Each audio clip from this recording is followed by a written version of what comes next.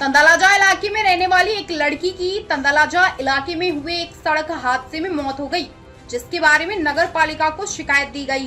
तंदालाजा की लड़की महीने सैयद की 2 दिन पहले 2 व्हीलर चलाते समय रोलर के नीचे आने से दुखद मौत हो गई थी।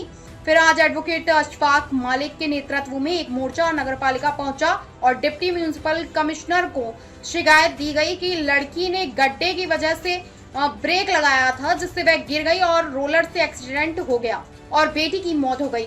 इस गड्ढे को भरने के लिए एक हफ्ते पहले नगर पालिका के वार्ड ऑफिस में शिकायत दी गई थी। इसके बाद से गड्ढा नहीं भरा गया है। फिर शिकायत दी गई है कि इस मामले में अधिकारियों के खिलाफ कार्रवाई की जाए और नगर पालिका बेटी को 10 लाख का मुआवजा दे। रिपोर्टर राहुल राजपूत।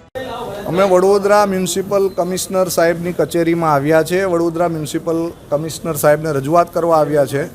તાંદલજા વિસ્તારમાં માહિન સૈયદ નામની એક દીકરી જે માત્ર 16 વર્ષની હતી અને રોડ એક્સિડન્ટમાં એનું અવસાન થયું છે। એ દીકરીને ન્યાય અપાવવા માટે દીકરીને ન્યાયની સાથે સાથે વિસ્તારના રહીશોના પ્રશ્નોનું પણ સમાધાન કરવાના હેતુથી અહીંયા આવ્યા છે। કમિશનર સાહેબ તો મળ્યા નથી, પણ ડેપ્યુટી કમિશનર સાહેબ મળ્યા છે।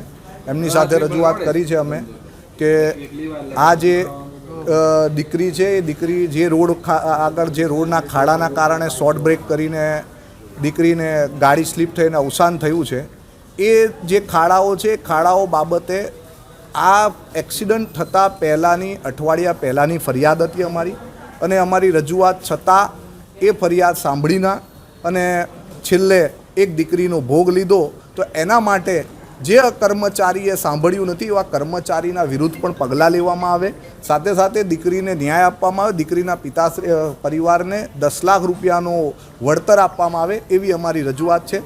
સાથે વિસ્તારની અંદર છેલ્લા ઘણા સમયથી એક રોડનું કામ શરૂ થયું હતું, 20 વર્ષે રોડ શરૂ થયું અને હજુ પણ એ કામ પૂર્ણ થયું નથી। તો એ રોડની કામગીરી પણ વહેલામાં વહેલી તકે પૂરી કરવામાં આવે। ત્યાં પણ એક્સિડન્ટ ઝોન જેવી પરિસ્થિતિ ઊભી થઈ છે, એટલે એ પણ રજૂઆત છે। અને સમગ્ર વિસ્તારમાં જ્યાં જ્યાં ખાડાઓ છે એનું વહેલામાં વહેલું સમારકામ કરવામાં આવે।